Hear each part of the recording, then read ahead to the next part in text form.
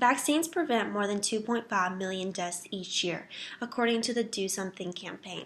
So why would you not vaccinate your children? The anti-immunization movement has grown tremendously over the past few years. The public is trying to convince parents that these vaccines are dangerous and have much more risk than benefits. But deciding whether or not to vaccinate children is a very debated issue in today's society. Parents must consider the pros and the cons of vaccinations in order to make the right decision for their children. According to the American Academy of Pediatrics, childhood vaccines are 90% to 99% effective in preventing serious diseases. So why would you not vaccinate your children after hearing that statistic? Today, these vaccines can prevent against serious illnesses like rubella, smallpox, or whooping cough. Because of these vaccines, children's lives are being saved across the world, and these adverse reactions that can happen to the vaccines are becoming extremely rare. So throughout this speech, I would like to convince you that vaccinating your children is the right decision when it comes to the overall safety of their health. Personally, after conducting this research, I can tell you that I would most definitely vaccinate my children. So first, vaccines are safe. Vaccines save lives and protect against serious illnesses. The United States currently has the safest supply of vaccines in its history, according to the Centers for Disease Control and Prevention.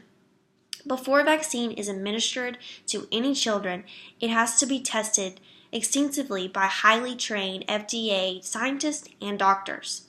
The FDA will not license a vaccine unless it meets standards for effectiveness and safety. Also, scientists and medical professionals carefully evaluate all the available information to determine its effectiveness. And once new information is provided about these vaccines, they will update the vaccine. But also, the FDA will regularly inspect these manufacturing facilities to determine that they are following the strict manufacturing guidelines. So next, vaccines are necessary and protective.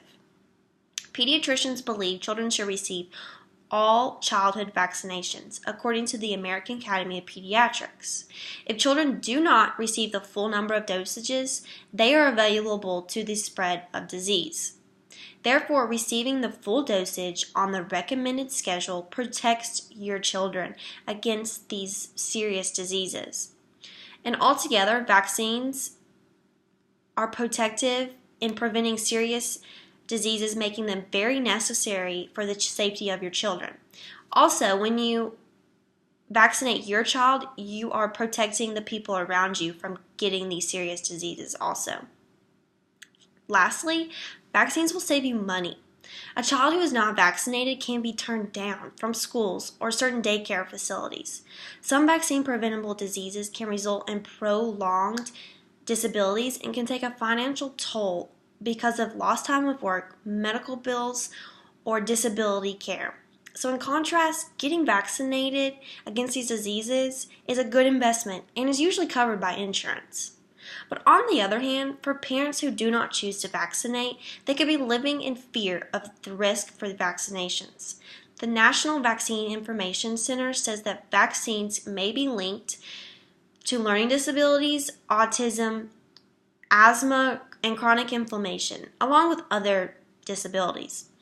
But it has been proven that these adverse reactions are becoming extremely rare in today's society. So I believe that parents are observing the risk much more than the benefits.